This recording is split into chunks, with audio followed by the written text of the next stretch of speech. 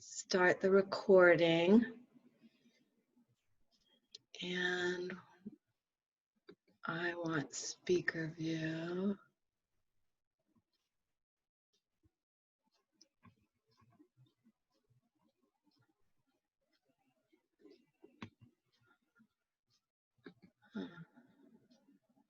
Okay.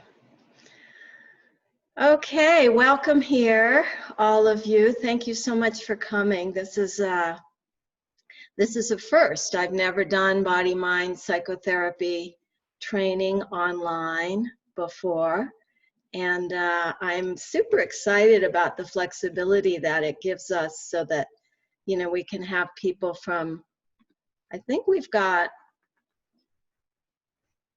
all the continents represented. And so I know some of you are staying up really late. Thank you for that. Feel free to lay down as much as you want to. Let's see, I don't know why I don't have speaker view myself. Okay, yeah, there we go. Just so I can see if I do anything really strange and alarming, I'll be able to see that. Okay, so welcome to the introduction to body-mind psychotherapy, and also to the first and possibly only ever body-mind psychotherapy online training. So body-mind psychotherapy is a form that I developed starting in the 90s, really, you know, when I started to have the term body-mind psychotherapy and some of the basic practices developed in the 90s. And I was already involved in body psychotherapy, somatic psychotherapy, whatever you want to call that. And my feeling was at the beginning, and it's still the same way now, that you know, I just wanted to bring as much body into the equation as possible, so that we weren't just thinking about the body, talking about the body, touching in with the body occasionally, but we were actually working with developing a deeper and fuller embodiment for each of us. And I mean that for the practitioner. So whatever you do, we've got a variety of psychotherapists, psychologists, Pilates, yoga, body work, all different kinds of people. Regardless of what you do, while you're doing it, you're including your own embodiment. So what do I mean by that? I regard all the other creatures on the planet as being fully embodied. Everybody but adult humans is pretty much fully embodied, possibly all the time. You know, certainly most of the time. What's different about us is we have this amazing frontal lobe of our cerebral cortexes. So this is key in body-mind psychotherapy training, to understand the frontal lobe of the cerebral cortex as the conscious part of us that edits behavior, edits emotion, edits cognition, edits sensory awareness.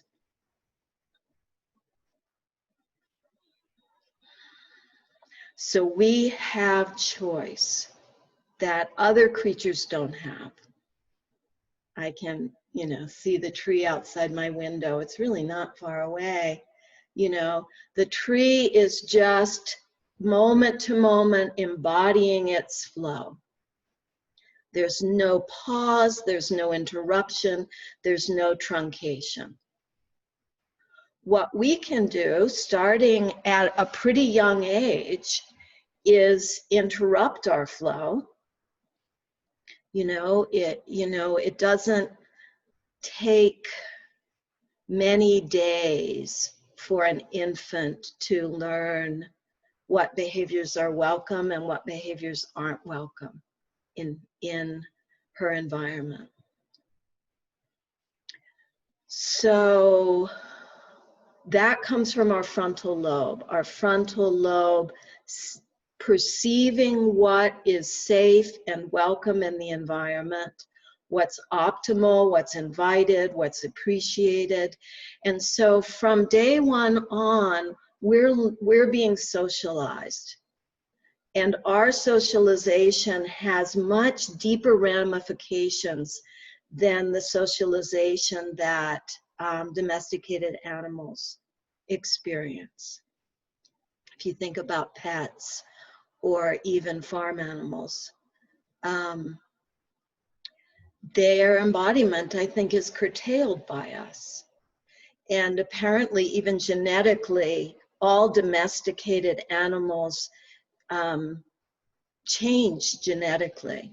So we have a wider variety of color forms, our skin and our hair. Think about how multicolored dogs are, pet dogs are, versus wolves. All dogs came from wolves. Wolves have a much smaller range of color tones. So domesticated animals, their color tones start to change, and we see that in cows so that's all coming from the frontal lobe, but our frontal lobes have just taken over in the last several hundred years, so that our behavior is becoming more and more prescribed by social norms and less engendered from our own bodily experience. Let's take a breath and feel your body. Maybe release your neck a little bit, your eyes, your head. Let your head become part of your body for a moment.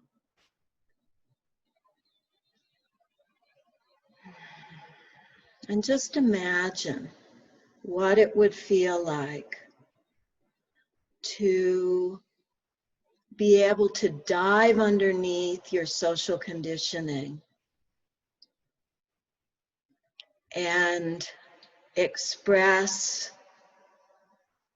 embodiment as it would arise without that social conditioning in your body right now.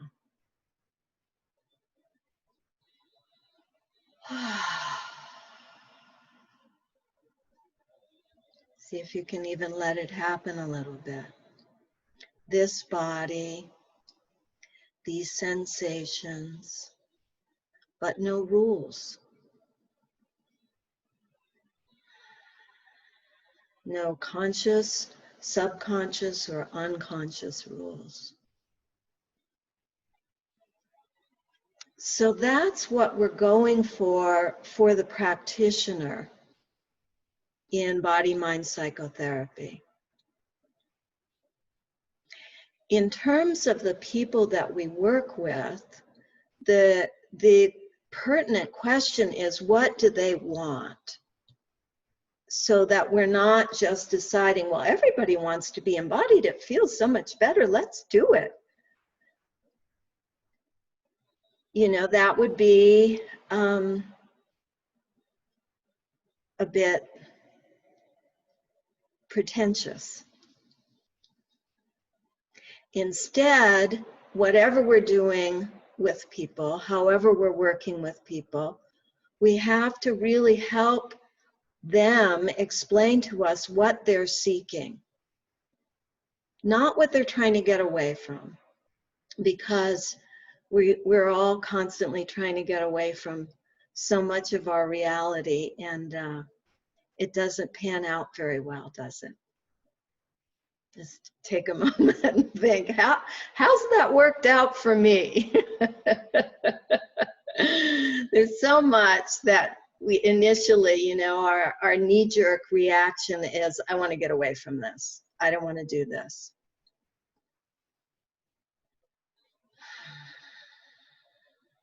Instead, we have to unearth for ourselves and help the people we're working with unearth as they want to, what they want to go toward,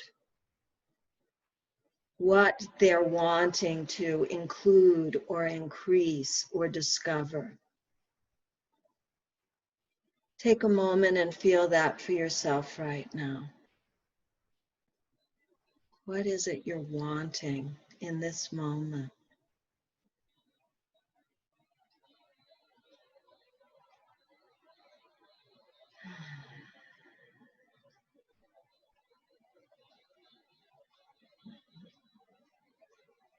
What is it that you're wanting in your life altogether right now? Is it any different than what you're wanting in this moment?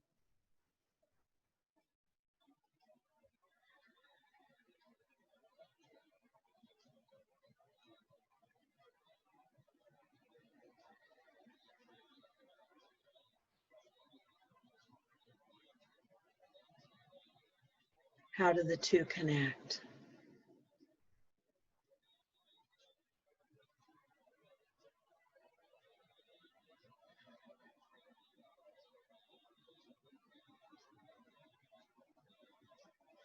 And how does what we're wanting connect to embodiment?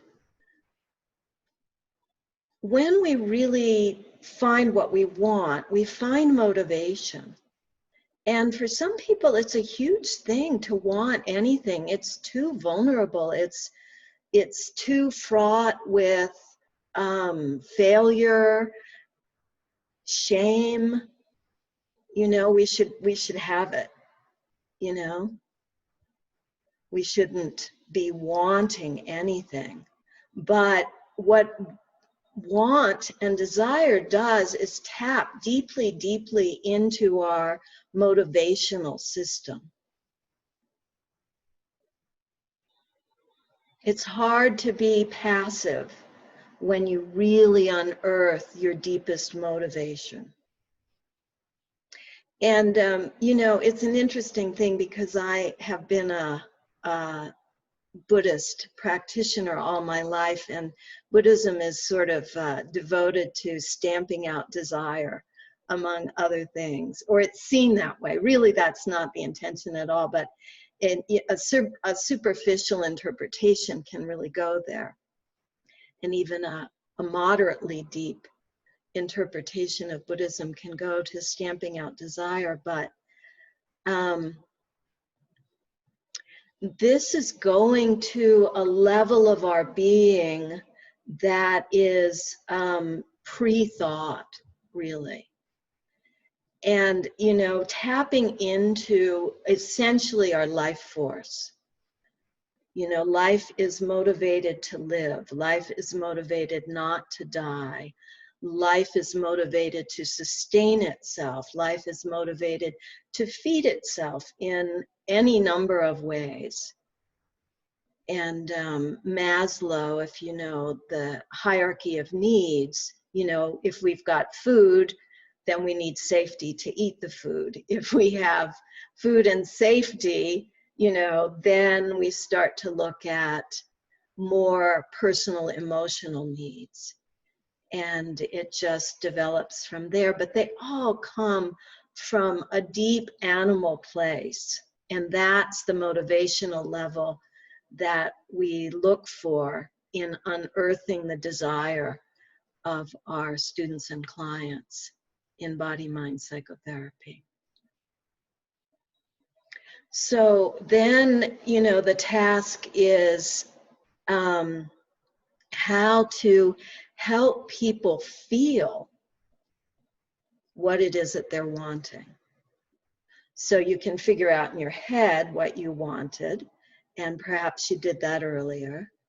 And if you can remember what you thought you wanted, take a minute and just think that word or image or phrase and feel it in your body.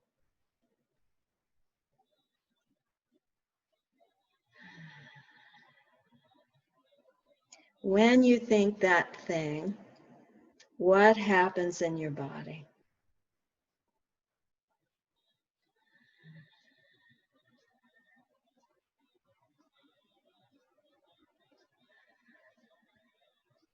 And if you give that feeling a chance to develop, that's an embodiment process, right? It moves in you. It grows in you. Parts that were disconnected can connect. So when I thought about what I wanted, I thought, I don't know what I thought then, but right now, it's something about excitement and relaxation. And when I think about this marriage, that's the word that comes now, marriage of excitement, the excitement goes up like this, and the relaxation goes down like that. And they're knitting together around here. So in my heart, I can stop that marriage, that flow of up and down at the same time. In my throat, I can stop it a little bit. So I attend and feel, and it opens back up. And that takes a lot of burden off my spine. So maybe at about the level of T2 and 3, there was a little bit of a collapse there that when the two come together, I feel more whole. So I am sharing my experience just so that you can feel more deeply into your desire and how it's manifesting in your body right now, and how you might let it emerge. Yeah, that's good.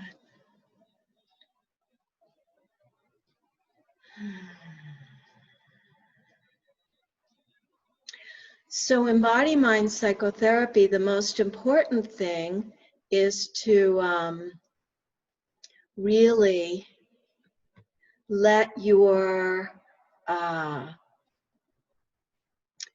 own embodiment grow, so that we're not in the business of making our clients more embodied. If that's what they want, great. And often that's what happens. But, you know, that's a little bit aggressive, and it doesn't work that well. You know, people shut down immediately if they feel like there's any agenda being imposed on them. So instead, we work with our own embodiment. We grow our own embodiment. So what do I mean by embodiment? Let's see, I have a definition that I will put up for you. Let me just get it, and then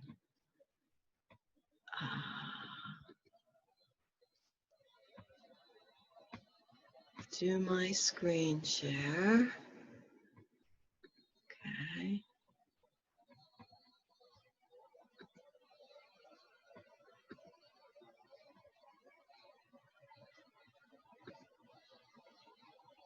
Sorry, it just takes a minute.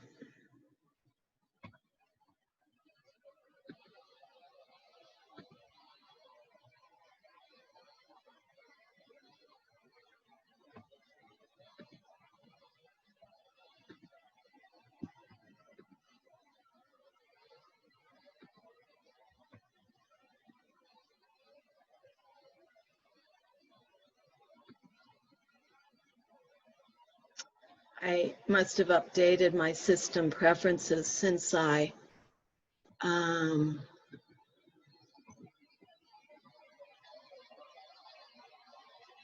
Oh, I see. Okay. That's too bad. Zoom won't be able to record my screen share. So I will send this to you out later so you can look at it in writing, and I'll just read it to you now. So here's my definition of embodiment. You can't see it, right? The process through which awareness enhances the moment-to-moment circulation of thoughts, feelings, sensations, and energies through the physical body. So I'll say that again. Embodiment is the process through which awareness enhances the moment-to-moment circulation of thoughts, feelings, sensations, emotions, and energies through the physical body.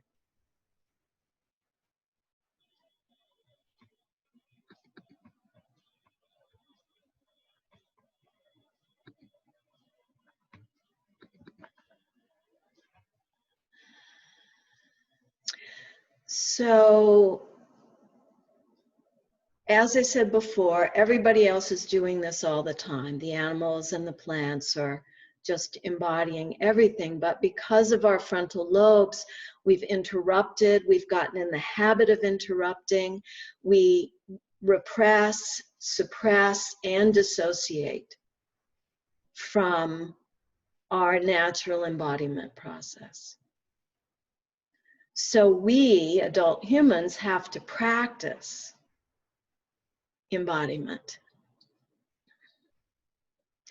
And that we do that in body-mind psychotherapy. It's the basis of body-mind psychotherapy training is cultivating the teacher and the therapist's own embodiment so that you work again and again with this thing called embodiment practice, which some of you have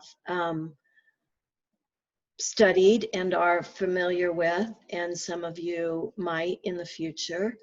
But it's a very simple practice in describing it. So I'll describe it to you now, and then we can talk further about it in the future. So the first step of embodiment practice is letting go of your breath. So that means letting go of cortical control of your breath. So you're not thinking your breath, you're not thinking, okay, pull in an inhalation and push out an exhalation. No, you're not doing that. You're letting the breath come of its own accord. How do we shift from a cortical breath to a natural breath? You open your mouth, open your being, open your mind. Feel when the breath comes in of its own accord. You didn't pull it, it just entered. And you can afford to wait for that to happen because it will happen. When we're anxious, you know, often when people are anxious, they say, well, I can't get a full breath. I can't get a full breath. And they're just pulling in the breath all the time. And they're pulling in the breath so much that they can't get a full breath. And if you really wait, I had a young, tiny person that I worked with that would get mad and hold her breath, but then she would just pass out and then she'd inhale. And, you know, the biggest challenge for the family was to relax with the process, you know, and then when they relaxed with the process, she was no longer the tyrant of the family. You know, before that, they were so terrified that she was going to do the thing and pass out and you know, what horrible parents they must be to have their kid passing out. And as soon as they just relaxed and realized, okay, then she inhales, then she's fine, then she stopped doing it. You know, there wasn't any benefit to doing it any longer. She realized she, you know, couldn't get everything she wanted, and she could get their attention without doing this very physiologically costly thing. So there will be an inhale if you wait. And, you know, it takes a lot to encourage an anxious person to wait, you know, and to not pull. And it takes a lot for many of us to start to realize, oh, I've been pulling my breath in. I didn't know. You know, if you've like practiced deep abdominal breathing, as much as that was probably an improvement over what you were doing before, you know, you can go further, and you can, let me move the screen, you know, you can really make contact with your belly and open in your belly and diaphragm and let the breath come into your belly on its own. And you can teach other people to do that. It just takes a lot of openness and patience. Same thing with pushing out the breath. You know, a lot of people are very trained to relax by doing a pushed breath, especially with a hiss. You know, so sometimes when people get anxious, they unconsciously go to, you know, and again, that's a great tool as you need it. And when you're ready, you can go beyond that to just opening. Just letting the breath come in and then letting it go out without pushing. You know what, I just pushed a little bit. And I did it because I was thinking, okay, you're in the middle of a sentence, get that breath out and keep talking. So I'm just going to take a moment and reprogram. Yeah, reprogramming my brain, letting my exhalation complete itself on its own timing is more important than finishing a sentence. So that was a 3-breath sentence because of that. And, you know, sometimes if I can get people to do a 1-breath sentence, 1 breath per sentence, I'm super happy with that.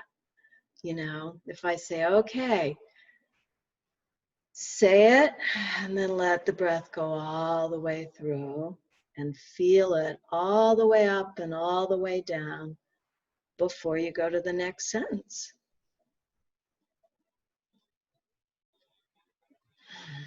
Which is an access point to embodied speech, which is another aspect of body-mind psychotherapy. So let me go back off of my many tangents. So we're talking about body-mind psychotherapy, and that it trains the embodiment of the teacher and therapist first. And we do that through embodiment practice.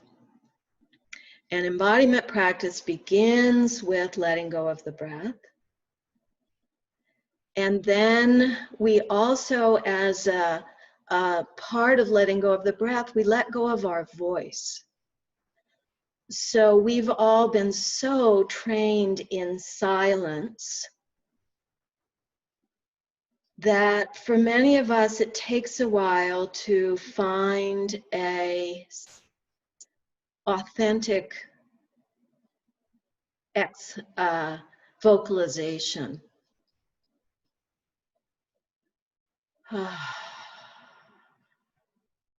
Could be just a sigh right now in my case, just that little sound. But, you know, when we're angry, when we're sad, Have you had clients or students that are silent when they cry, for example?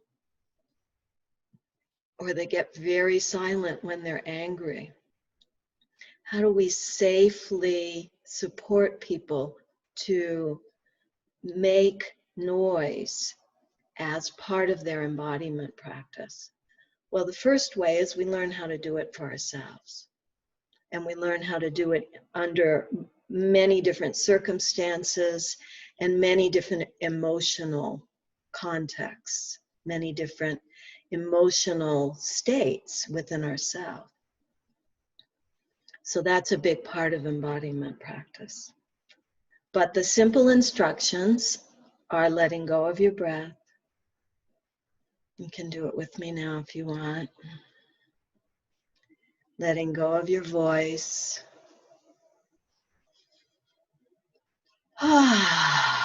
Feeling the sensations in your body right now. And giving them permission to move, to breathe,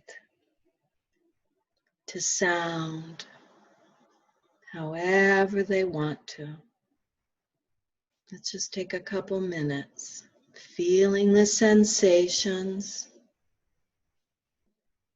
and giving them permission.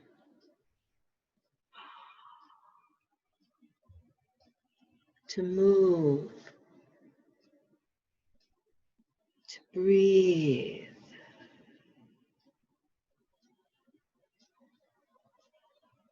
to sound.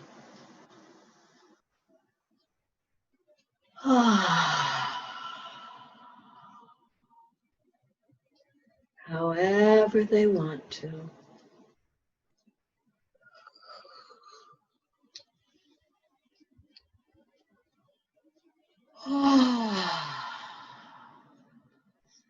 Then as we go on with embodiment practice, which we'll do in this training very thoroughly, we'll listen for different parts of our being.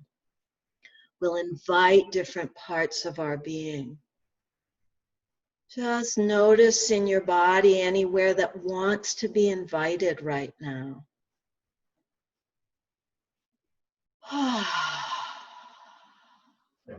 My heart and lungs want to be invited right here. I don't know whether that's being overexcited about this call or it's all the smoke.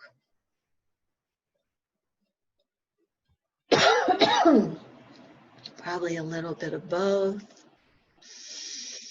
Yeah. Just inviting any parts, any body parts, any emotional parts, any states.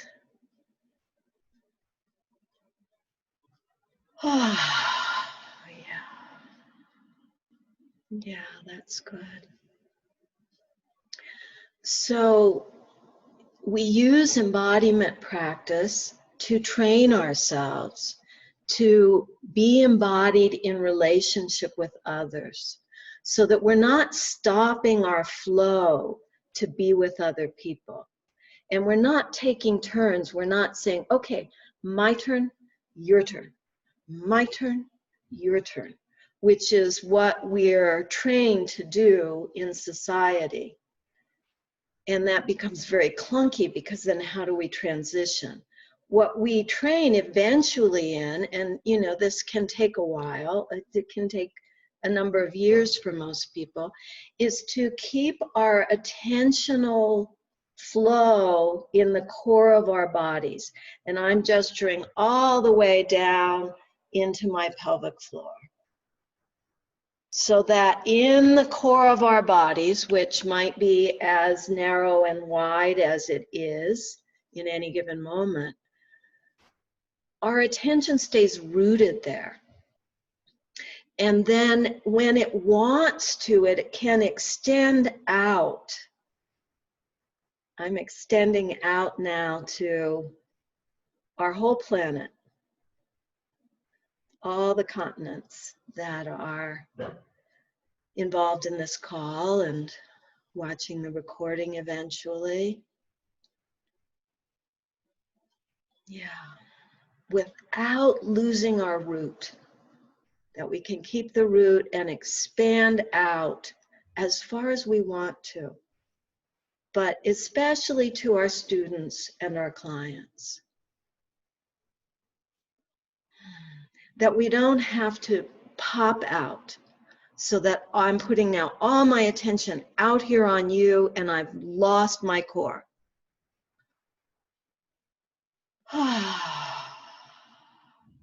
And that's how most people feel they should work.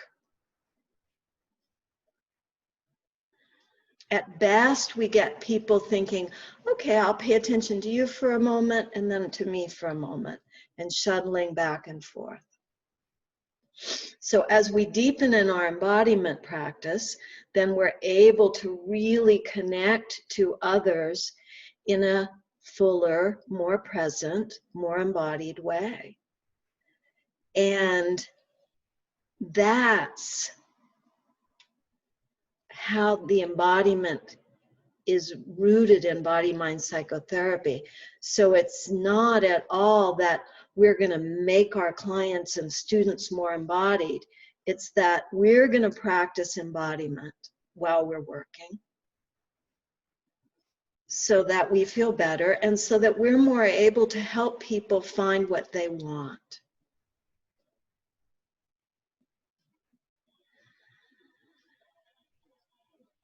May I add something, Susan? As I'm hearing you So talk let me introduce Mickey Mangold is the assistant for this training, and she is been studying body-mind psychotherapy for, I think, a couple of decades, and she's almost at the highest level of body-mind psychotherapy training. And yeah, go ahead. Thank you, Mickey. Yeah, I just wanted to add, as I'm hearing you say that, Susan, my experience since so many of us have gone online to work with our clients, that many of my colleagues are worn out. And I think it's from that, coming out to the screen and working so hard. And personally, I am not worn out. And I know that it's because of my own training and practice in embodiment, so that I am doing what Susan just described. So I just wanted to add how useful it is, how helpful it is.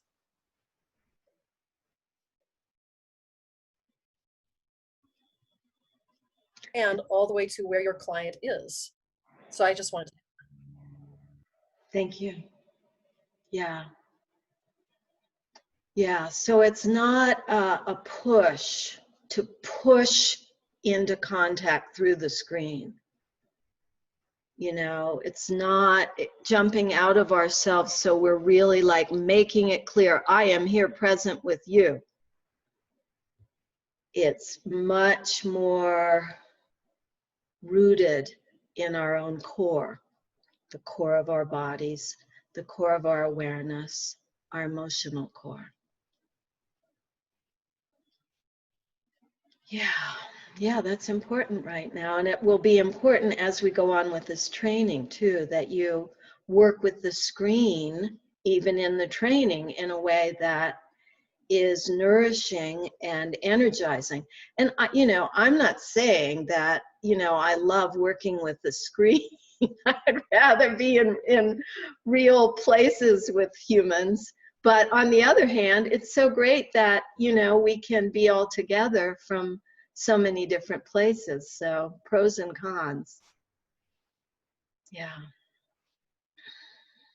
So just take a moment and see, and maybe write into the chat if you have any thoughts or questions about this initial introduction to what body-mind psychotherapy is.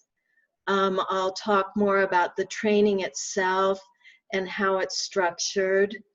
And but let's see where people are at right now.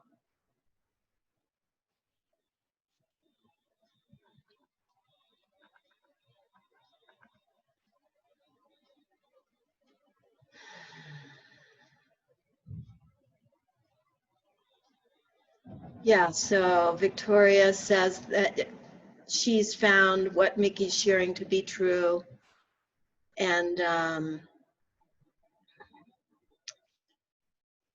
yeah.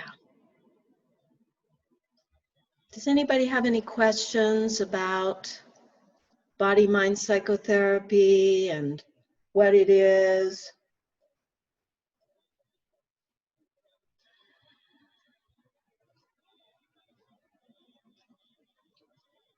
Okay, I'm going to take that as a no for now. I'll check back in with the chat later. So what we'll do in the training is go through, Aaron says, non-cortical breathing is so different than all of my yoga and even meditation training. Trusting my breath is a new practice. And Trish says, it feels like something I've observed in other practitioners but couldn't put words to what it was. That's kind of cool. Angelica, are you all reading this too, or am I do you want me to read it out loud to you? Yeah? Okay, I'll read it out loud. I can't remember how to pronounce your name, Angelica. I think I'm looking at you. I think that's you. Let me see if that's, no, that's not you. Okay, maybe I don't know you. Anyway, I'm sorry. However one pronounces your name. Angelica says, I just love how you speak about embodiment of the therapist as a way to approach the clients. I feel it's so much working with people that working on myself has such a deep impact on them. Nice. Yeah, Marion's thanking for the reminder. Yeah. Okay. So it seems like there's not questions at this point. So what we'll do in the training is we're going to go step by step through feeling our embodiment practice in relation to different actions in the body, and more are coming in, but I'll look at them later. Actions in the body and the systems of the body, the basic systems of, you know, the nervous system, the skin, the organs, the muscles, the bones, the endocrine system. I think those are the ones we're going to look at here. And it's all listed on the website. So this approach of looking at the body via the basic neurological or basic neurocellular actions and the body systems comes from body-mind centering. So for those of you that aren't familiar, body-mind centering is an approach developed by Bonnie Bainbridge Cohen, and I started studying with Bonnie in the 70s, and she has been one of the great teachers in my life. And when I started studying body-mind centering, I really didn't want to do psychology. I had a degree in psychology already, but I just felt like it was so elitist and,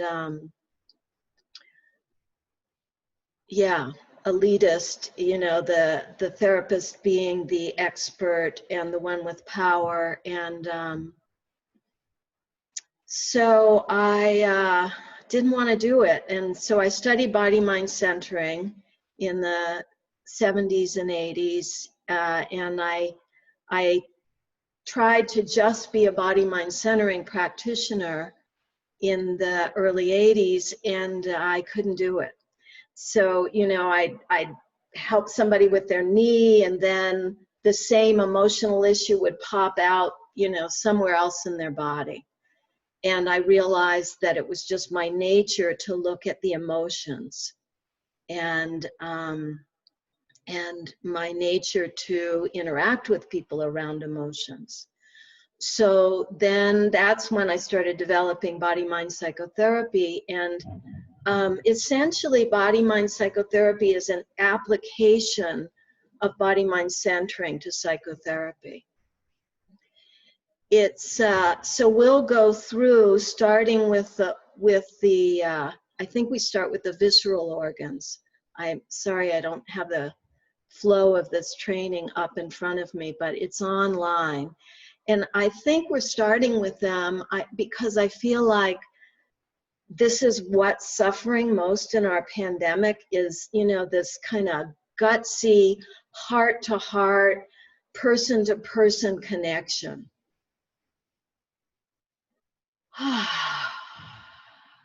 Yeah, that was a bit of a mouthful. Just feel if it reverberates inside your trunk at all, what I just said. I think people are feeling anxious and alone and uncertain, and they're not feeling this deep, visceral connection, safety, community thing that, you know, is difficult under the best of circumstances, but especially difficult right now in our world for all the reasons that we're all looking at constantly. So, you know, we'll all make videos for each of the focuses, and you'll have time to practice embodiment, or actually probably mostly audios, so that you don't have to look, you can just listen. I'll do some video, some audio, maybe a little of both, especially initially for the organs, because it looks so different. Let me just back up a little bit. You know, when people are tense in their organs and not letting the organs express themselves in their movement, in their speech. This is me not letting my organs express myself.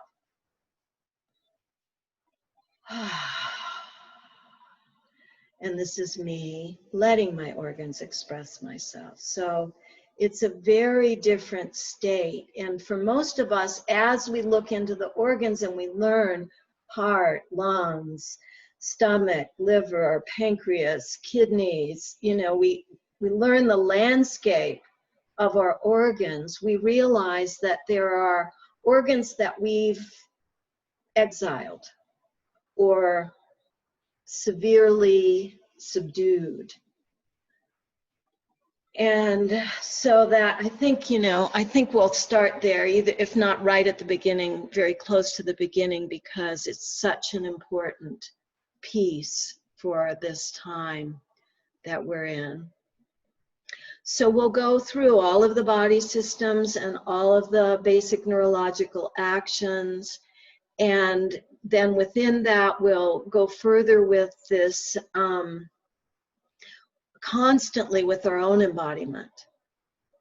And then really, you know, in body mind psychotherapy, the emphasis is on the teacher and therapist's embodiment, so that then we have a more tuned instrument to witness others, so that we can really listen, feel deeply into what people are communicating. So then our embodiment becomes a means of observing and understanding other people.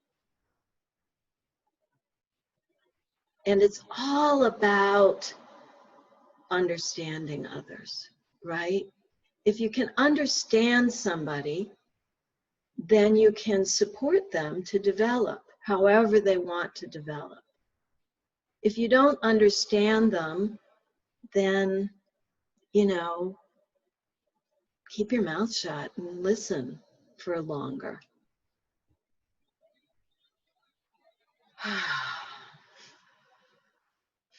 Yeah. So embodiment leading to observation and understanding.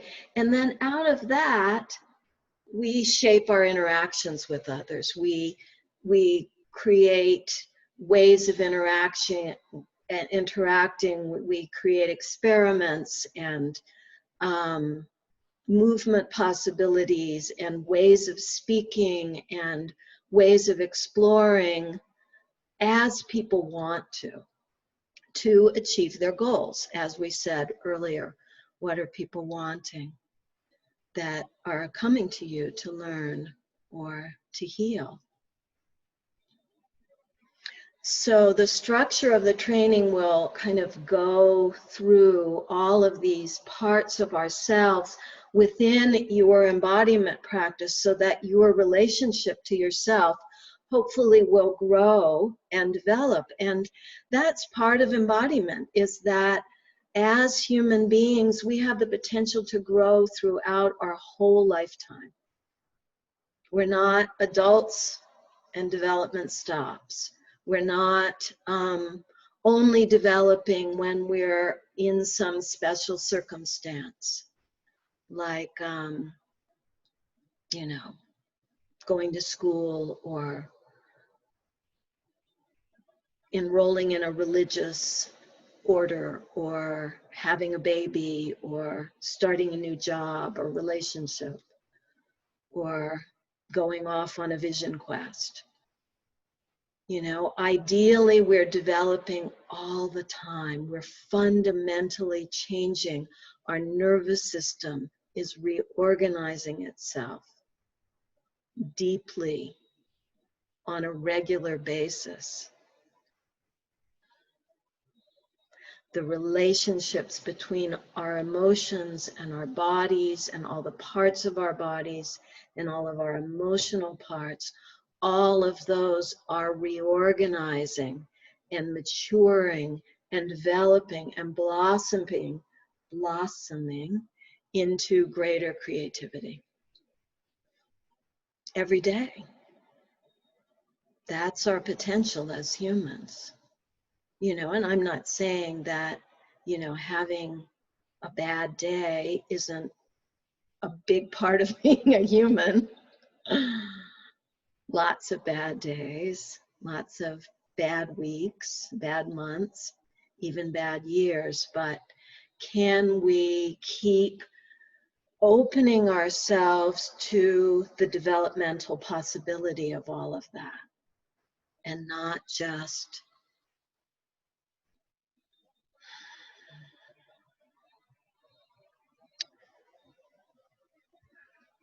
getting complacent, getting stagnant, getting stuck in who we are? This is just who I am. I have a new book coming out, and it's about embodied spirituality. And in it, I lay out this possibility of going from our conditioned self, the self that I've been rewarded to be, the self that I've been trained to be, the self that I feel that my culture wants me to be, going from that conditioned self to a sense of true self. Who am I innately? Who was I born as? What are the fundamental qualities of this body, this being, this person? How can I uncover those as much as possible? And then sometimes in spiritual work, people want to go beyond even the true self to the true nature of our beings, of all of our beings, to something that's bigger and vaster and more profound, that is shared by everyone.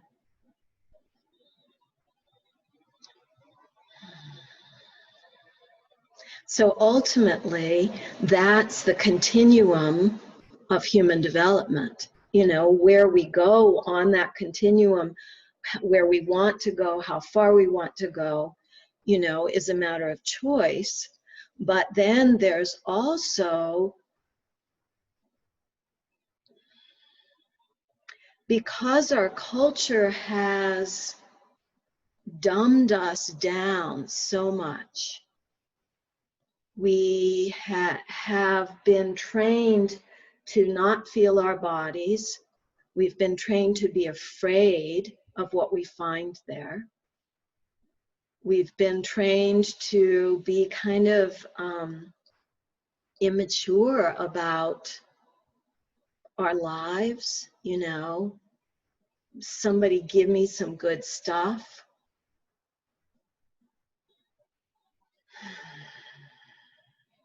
I'm just gonna pause the recording. No, I don't think I'm going to. Yeah, I'll write this time down.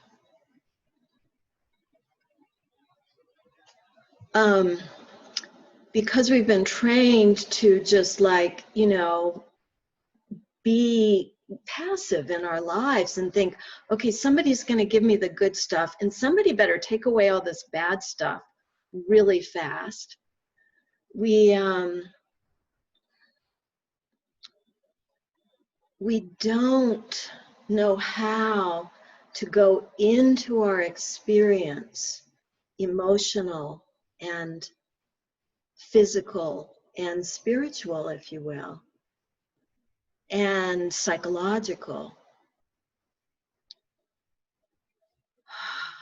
We have to go so deeply into that to be able to emerge out of that into some of the harder developmental junctures that we face in our lives. And so that's training more deeply in embodiment practice to do that, how to go in and ride something through and emerge into a fuller, truer version of yourself despite the challenge and the hardship. And the phases of the basic neurological action that come from early motor development are really helpful in terms of moving that through your body. So I'll give you an example. So the first basic neurological action, and again, this is from Body Mind Centering, and it was drawn in parts from other places, but mostly this was, the whole thing was put together by Bonnie Bainbridge Cohen. So the first basic neurological action, the first thing that our nervous system and our muscles and our cells practice in utero is push from the head. So let your spine and head relax down, and then push with your head into your hand and feel that push go all the way down into your pelvic floor. So your whole spine is engaged and pushing up through your hand. Not too much, because you could give yourself a headache if you over push, but just so you feel that connection from your pelvic floor through your whole spine up to your head.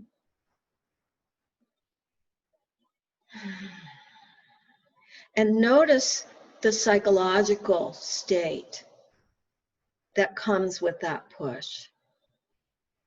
Who are you when you push with your head? Let it go again. Feel who you are without it. And then push with your head again. Feel who you are with it. Yeah. So our spines have 6 vertebrae every inch, inch and a half.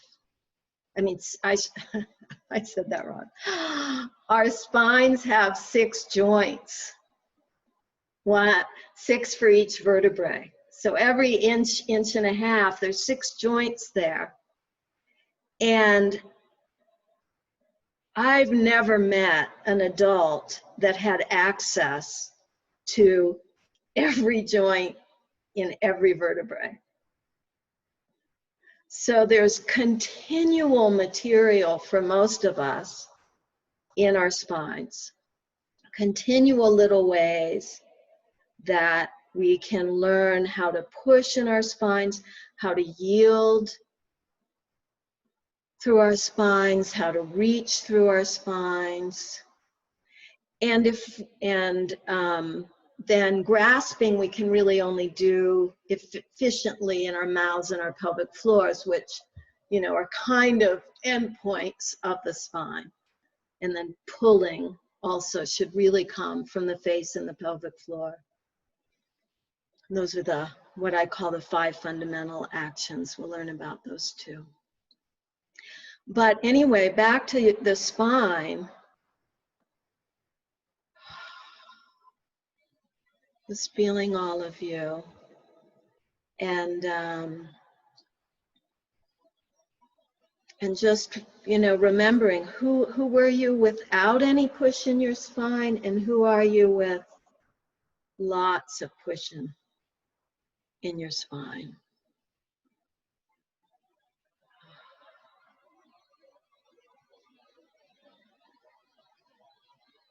Yeah. So our spines and the core of our trunks are so essential to working psychologically with others. And our psychology is so deeply intertwined in our cores, you know, and hopefully, you know, studying body-mind psychotherapy will help you feel that more deeply and understand the subtleties of who people are more deeply, even though, you know, to a person, people have wonderfully rich backgrounds in this group. You know, lots and lots of training in lots of different modalities. And, but still there's always further to go. There's always more to discover about ourselves and our bodies and our psychology and how the two work together. And then as we understand ourselves more deeply, we're able to understand others more deeply. And I just don't think there's a way around that.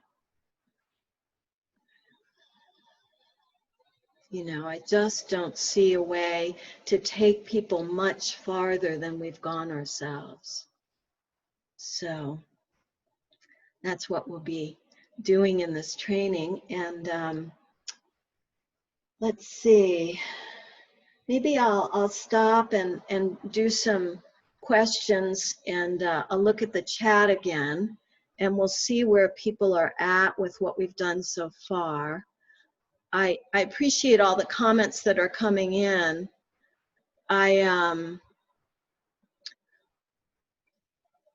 I'm just going to skim through them and see if there's anything that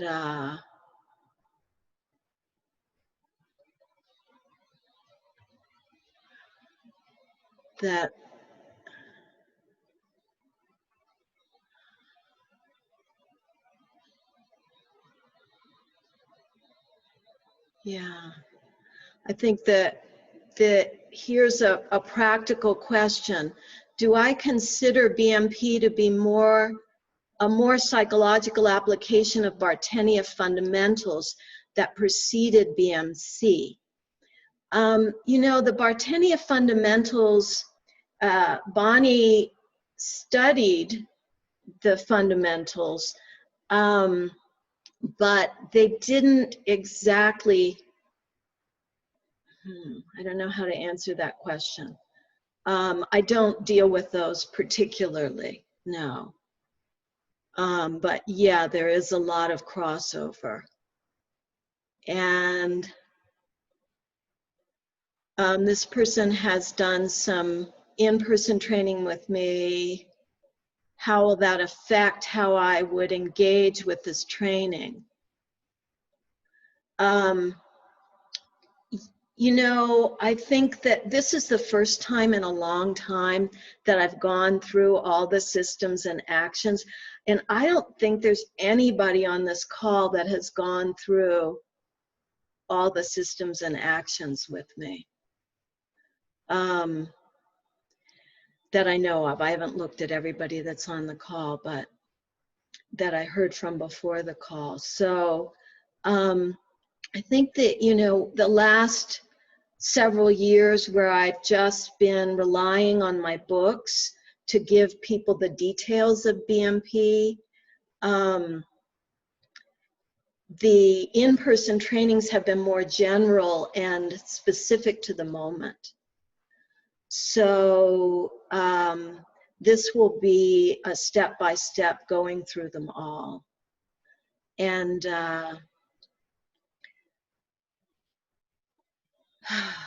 Susan, this is Victoria. That was my question, and I'm excited to hear that, but I just wanted to clarify.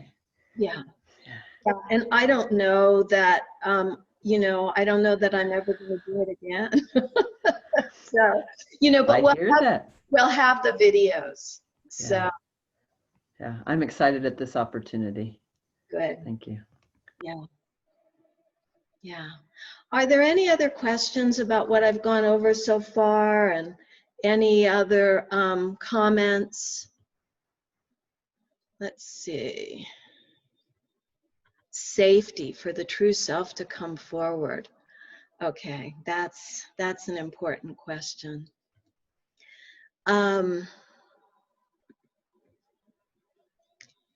You know, I can't really answer that question. It's too important and too big, but I can talk a little bit about it.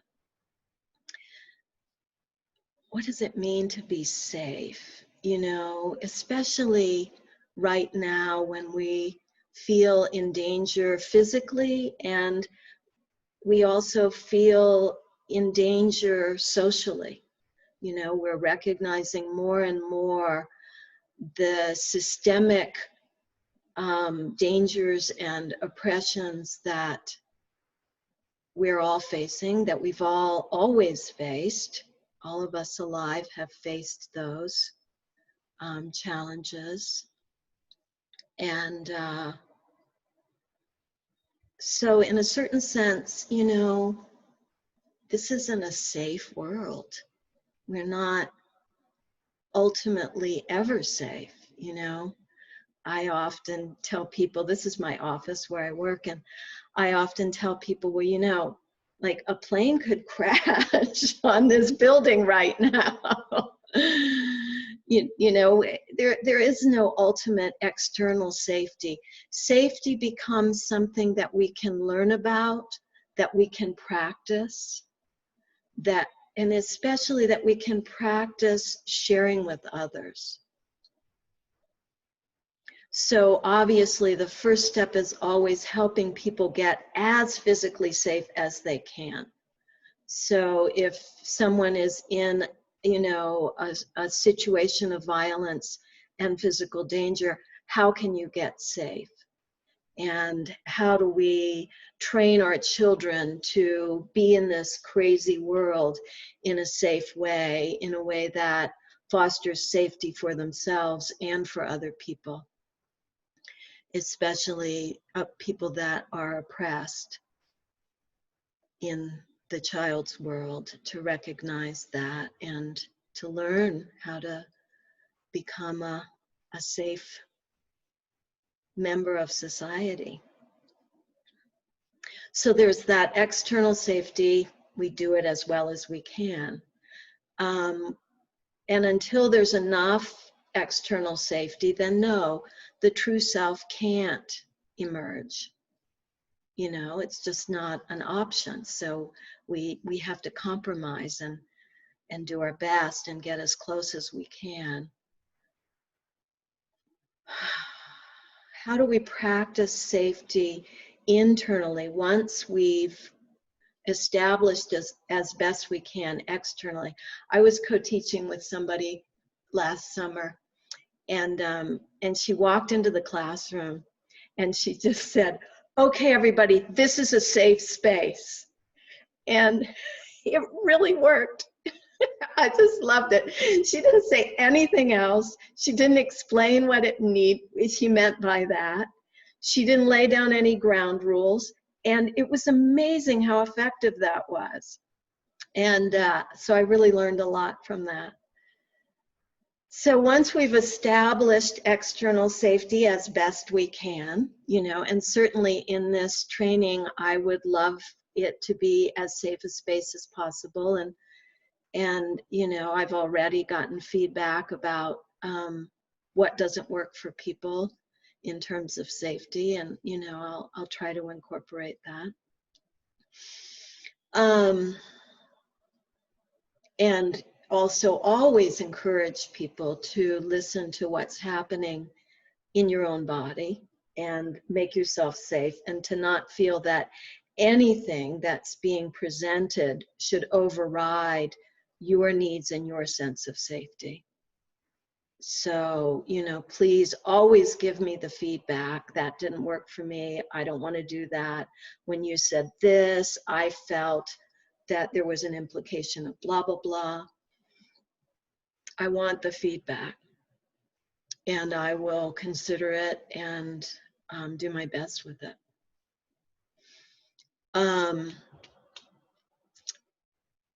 So listening to your own body and establishing whatever you need to do externally for safety, but then internal safety. How do we practice internal safety?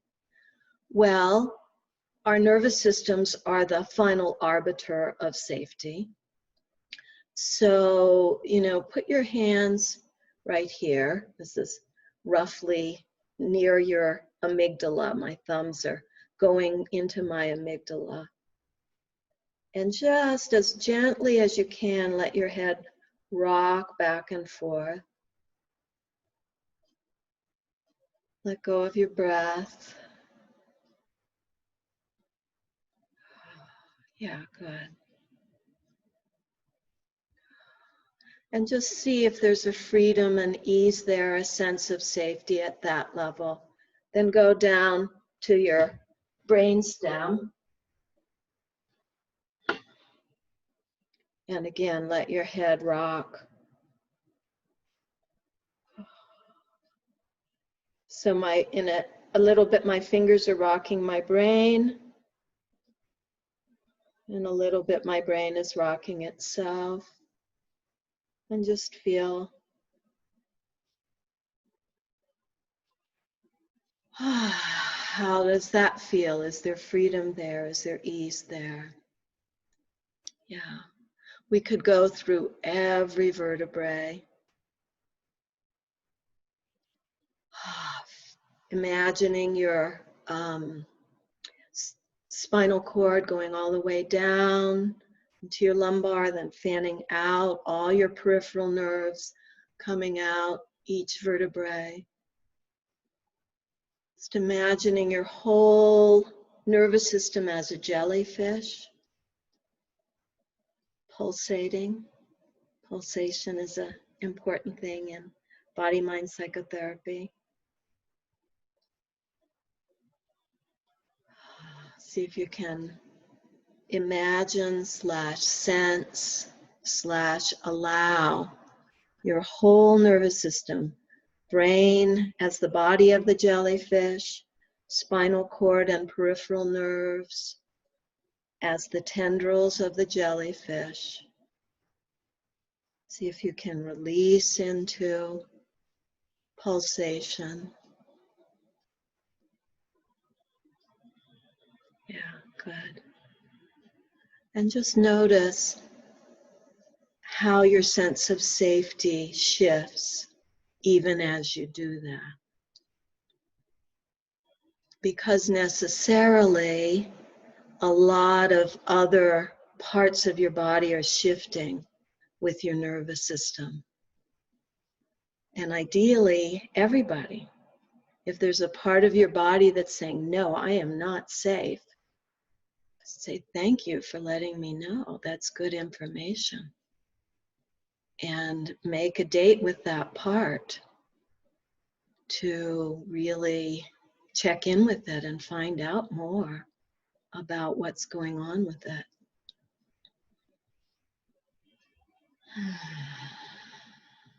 So, Linnea, I hope that was enough on safety for you.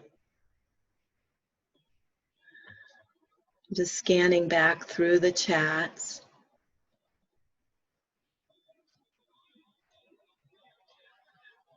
challenging and shocking stories. So that kind of relates back to safety. To relax with not having immediate answers all the time for our clients. To rest more in the don't know mind and trust that we can all be in benefit. Just take a moment with that. Yeah. So that really connects to embodied speech, which is something that we'll work with in this training, is how to let our speech come from our bodies rather than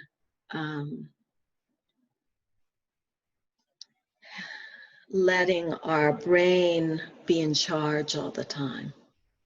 So that's embodiment, right? And then we can rest in not knowing and just being with people and waiting and seeing what emerges rather than having to give a superficial answer. Deborah Callway says that Eve Gentry, who I think is an important Pilates person, had agency through her entire spine. Maybe you can send us a video sometime, Deborah. Andrea asks about embryological development. You know, we do a little bit with embryology and pre and perinatal psychology, but not a lot.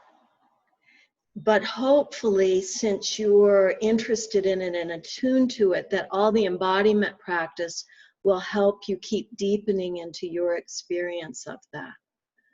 But we don't start there, we end there. It's actually at the end of the training if you look at the series of classes.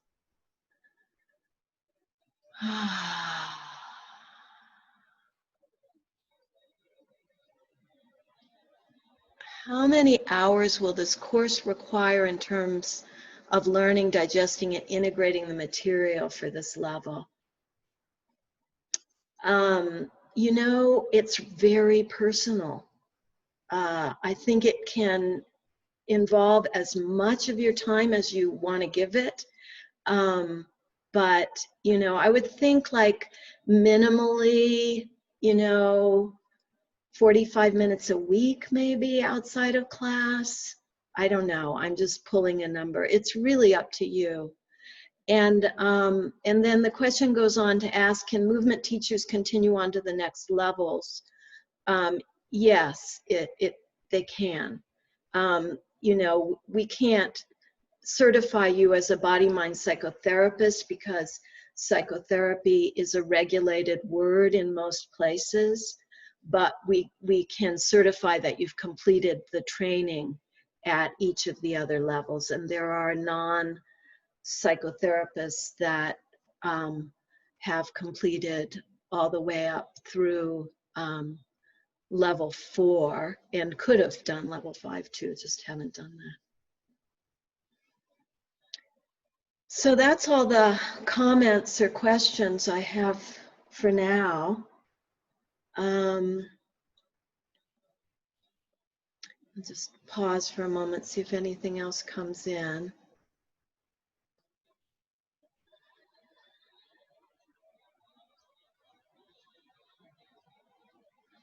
And then I think I'll review a little bit and then go on to some new topics because we still have 25 minutes. So, body-mind psychotherapy is an approach. Okay, to review the logic again. The logistics. Oh God, really, the logistics? Then I have to pull up the website. You know, if you can just go on the page and look at the logistics there, or write me. You know, as those of you that know me well, I am not really a logistics person, so I'd really rather not do it in this group setting. And May I here's, add something to that? yeah, go ahead. I know you pretty well and you're not really a logistics person. I completely agree with that. But I do want to say that how it is laid out, when you go to look at how it's laid out, the logistics are very straightforward and very simple. And so it's, you know, getting together once every other week, like we are right now, watching or listening to something else on your own in between time, reading the book, playing with your own practice. But it's laid out really very easily to follow. So I think that that's a good suggestion to check it out. Thank you. Marion asks if during the training, yes, we'll have regular every other week live sessions. If you can't make those, they'll be recorded and I can send you links. But yeah, live every week and then every other week. And then also in between, I'll send you audio and video practice recordings to work with. Yeah, yes, again, anything in person? No, nothing in person. This is all online. I think that's what you mean. But the live is like this, online live. In person, online. Yeah. Anything in person someday. Yes, of course. You know, I mean, I'm doing this because I missed teaching. You know, right away when the pandemic started, I was supposed to be teaching at Esalen, and that was the very first week of lockdown. And you know, so before that, I had to really work with Esalen. They didn't want to cancel. And I said, look, there's people coming from all over the world. We have to cancel now so that they don't get on planes. Because I knew they were going to cancel, and they did cancel the course. And so I turned it into an online retreat. And there's some of the videos from that are on the website if you want to get them and look at, you know, doing your own embodied virtual retreat. But anyway, yes, so I haven't taught anybody in person since before March, and yeah, I'm excited to do things in person someday if it's possible. You know, I don't know, you know, I'm 63, and you know, so I'm somewhat in a, what do they call it, a vulnerable range. So, you know, I'm not interested in taking any chances, but I love being with humans. So yeah, it's someday, of course. I hope. I mean, you know, there's the people that say this isn't going away, but at some point we've got to be able to be in a classroom together. Yeah. Okay, so I'm going to continue with my review. So body-mind psychotherapy is an approach to psychotherapy that really emphasizes the therapist's embodiment, and then out of that, the therapist can observe and understand others more deeply, and then that shapes our interactions. And we have some techniques, circular attunement, somatic dialogue, the interaction cycle, to help shape what we used to call in psychotherapy interventions, which again sounds a little top down to me. So that's why I talk about the interaction cycles. It's more person to person. And so the training really emphasizes embodiment practice, and you know, those of you that have already enrolled have gotten the preparatory videos to help you begin to practice that, and then as we go on, there'll be more videos and audios to help you make a daily practice if you can, you know, weekly at worst, I hope, for now, of embodiment practice and exploring all the different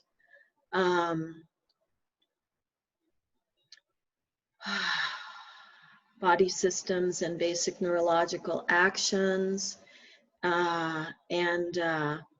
Yeah, that we can deepen and deepen and deepen, and then within that deepening, really dialogue during the live online sessions, you know, that there'll be room for people to share as you want to, no pressure to share. I know some people want to do this training without sharing at all, and that's fine.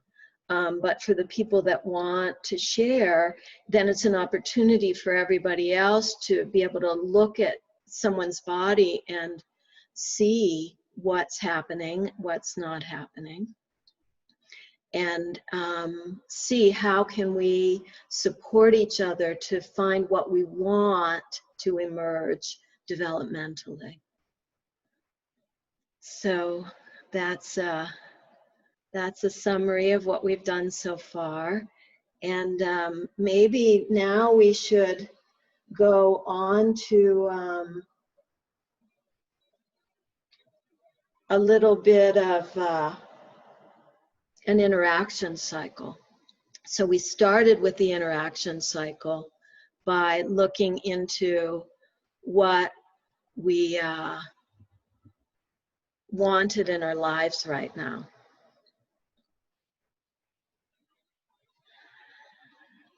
So check back in and see how that is happening. And you might also look into what you're wanting in terms of your own ongoing training and development right now.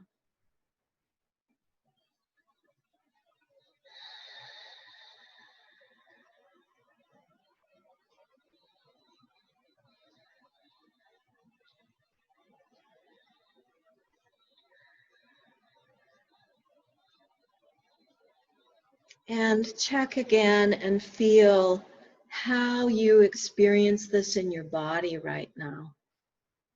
And it, you know, it should be a little different than it was the last time, if you're, you know, able to be present with it now.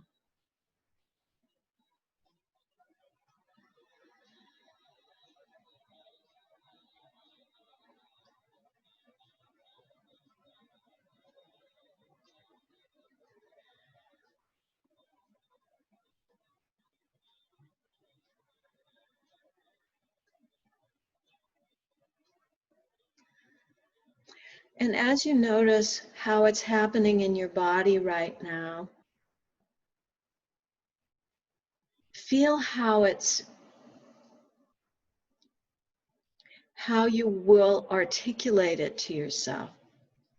You know, write if you want to write. Just think, what's happening in my body? What's developing in my body right now? What's changing? What's growing? So for me, I feel like the connectivity through my spine is developing right now as I feel that my desire.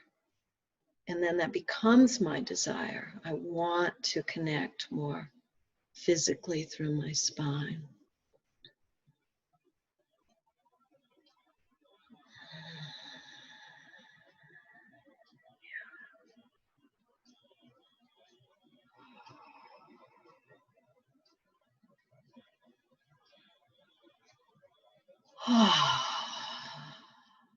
And then feel what the psychological piece of that is. How would you articulate it? Who are you becoming? What's changing in your psychology as your desire manifests in your body? What's changing in your identity?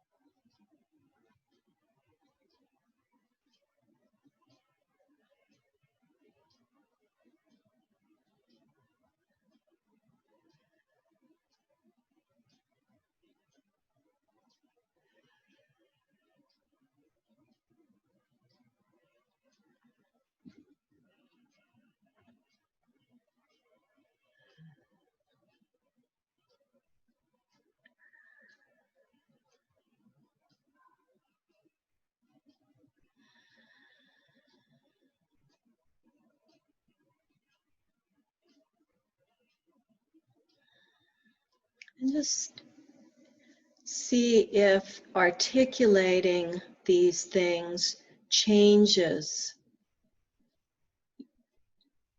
your experience of right now. See if there's anything also that you want to share. Someone asked during this time, will there be movement during the training? And I'm assuming that you mean stepping away from the screen and moving more. And I've seen a couple people doing that while I've been talking, but I'm only seeing a couple people right now. So, you know, please always feel free. And I will also step away. So if I go ahead and do that now. Ah, shit. Whoa. Sorry. Oh, Jesus. Hey, no, you didn't disconnect or anything, so we all heard all of that. Yeah, I know. I see that. I'm sorry, though, for the crashing noise and the swearing. I have a little support for my computer, and it just collapsed on me. Anyway, so I'll step away from the screen. And don't collapse again.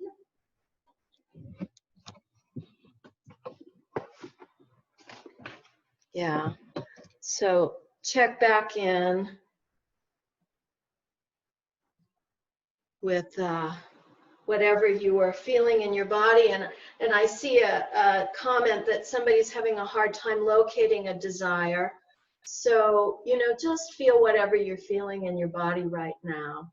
Don't worry about locating a desire, particularly in this moment. Tune back into whatever you are feeling in your body, what's ever moving through your body.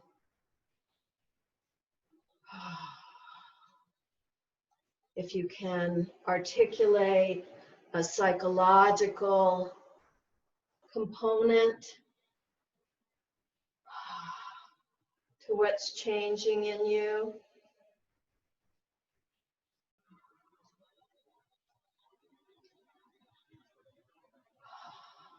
And a physical component. That's what we call in BMP a developmental edge.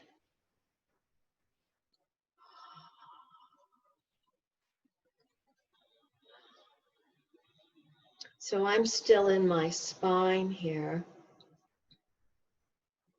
And psychologically, it's just, you know, a sense of wholeness, like more and more wholeness, including more parts, you know, including the part that's like, shit, Jesus, you know, and including a part that's very different from that, was in this kind of very quiet internal place.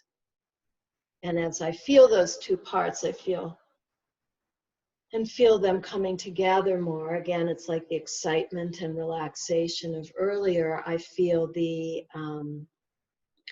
my spine hook up, you know, each vertebrae kind of being in a more fluid, connected relationship to the vertebrae around it.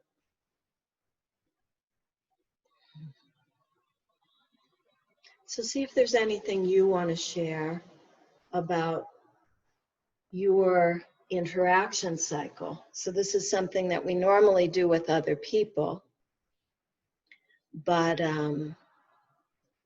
we can also do it with ourselves. And it's a way in working with other people to access the desire and not just impose, you know, I think this would be good for you. I think this is something you need to work on. But to really find where and how each person wants to work.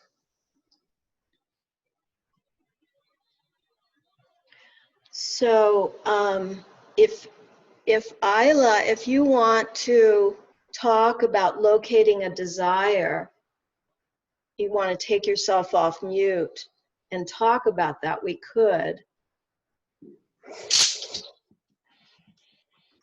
Sure. Can you hear me? Yeah, I want to see you too. Okay. How do I find you? Can other people see? Okay, there you are. Do it again. Wave your hand. I had you and then you're gone. I'll look for you. There you are. Okay, good. Did I say your name right? Is it Isla? Ela. Ela. Yeah. Okay. So, oh, I can't do the. Talks. If you As let people long as talking, she's then she'll talking, be one. then she'll be the one, yeah. I know that, but I wanted to put us side by side, but I don't know how to do that right now, so I won't. So if everybody else can just mute, and Ela and I will. So Ela, you told me in the chat that you're having a hard time locating a desire. Yeah. I have lots of sensation, like definitely the embodiment's there. And when I go to the question, you know, what am I wanting right now? It just pops up into cerebral land. And then when I kind of investigate and come back down into the soma, it's just like space, like where to go. Let's start with, you know, really the most important desire that's present mentally right now. Sure. Learning, yeah, like trying to I'm trying to map out my next few years with what I want to dive into, what I think I should be doing next. What would be the best next step? Close your eyes, feel your body, part your lips, part your jaw, yeah, and just think about learning. Just let the image, idea of learning, let it float around through your body.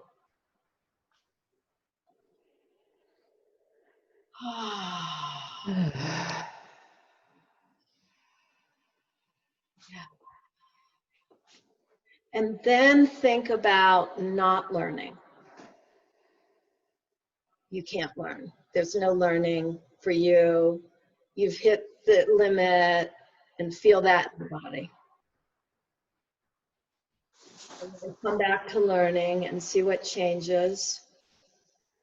What's the first thing that blossoms in your body when you get back to learning? My breath. Yeah. Yeah. Where, what breath, where?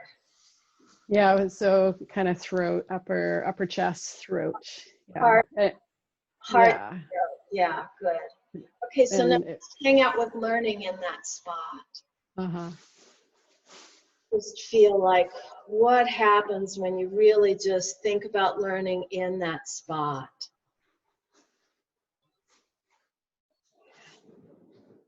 Yeah, and give it permission to move through your whole body, but just feel it.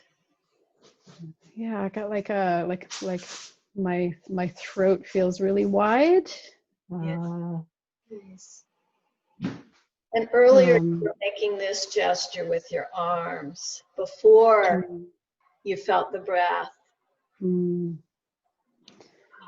Yeah, I think I was just wanting the organicity to be there and the animal to be there. You know, a gesture of gathering and sharing, you know, the beginning of sort of how we gather and how we share.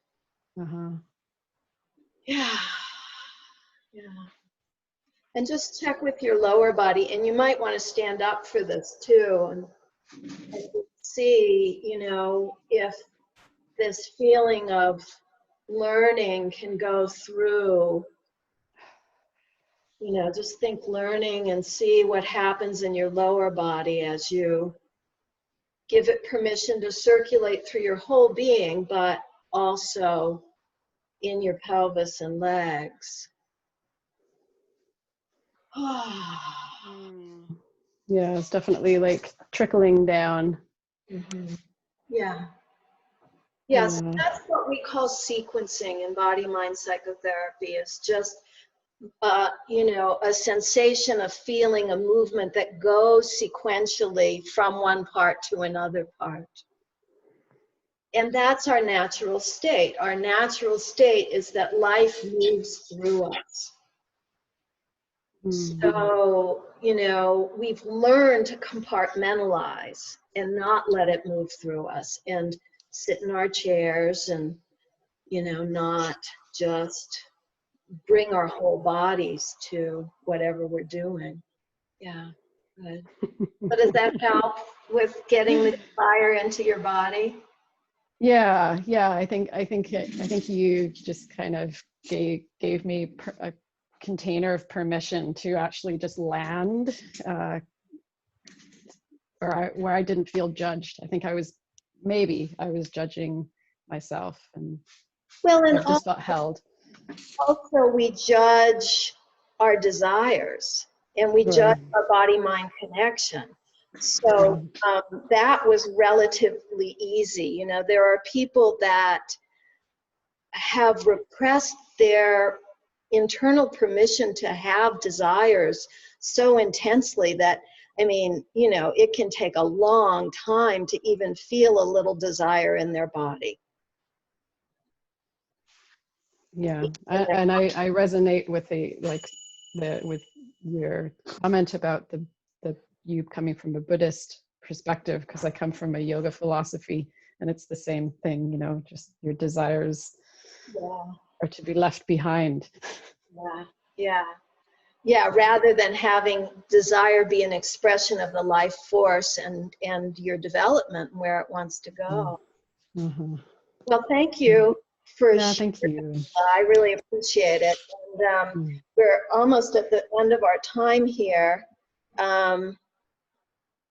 And a couple of other people shared some nice things. I'll just read them before we end. From their embodied interaction cycle with themselves, a feeling of gathering parts together, allowing them to be in place, in the same place. A feeling of uprightness, clarity, and courage, open. A sense of safety in my brainstem and a desire to be with this group in person, connection. Okay, well, thank you all so much for your time today. And for those of you that are continuing on, I'll be in touch, and, you know, I'll send you a Zoom link for our next meeting. And for those of you that have questions, you can email me. And for those of you that want to register, go ahead and register. You're back. I'm back. So what I was saying was, you know, I'll be in touch. I'll send you a link for our next meeting if you're registered. If you have questions, contact me. If you want to register, registration's still open for a while. I'm not sure how long. I've got to figure that out. So, May I say something before you finish up, Susan? yeah, please. I would just like to say, as a person who has spent very happily many, many hours studying with you and practicing in this way, I've still also studied with several other somatic psychotherapy, I would consider masters who are currently still alive on the planet and some who are not. I just want to say to anybody who's still undecided, this truly is a unique opportunity to go through this material with Susan in a different way than she's ever done it before. And it's what I've been telling the people that I'm talking to. It's truly a unique opportunity. And in my searching, seeking, studying, own development, I have not found anything else like it. And it is absolutely the ground of everything else that I do, and is such a resource for me and my clients continuously. So I just wanted to share that little bit. from my perspective. Great. Thank you so much. Okay. Thank you, everybody. Be well. Take care. Have a good rest of your night or day. Thank you. Bye, Susan. Bye.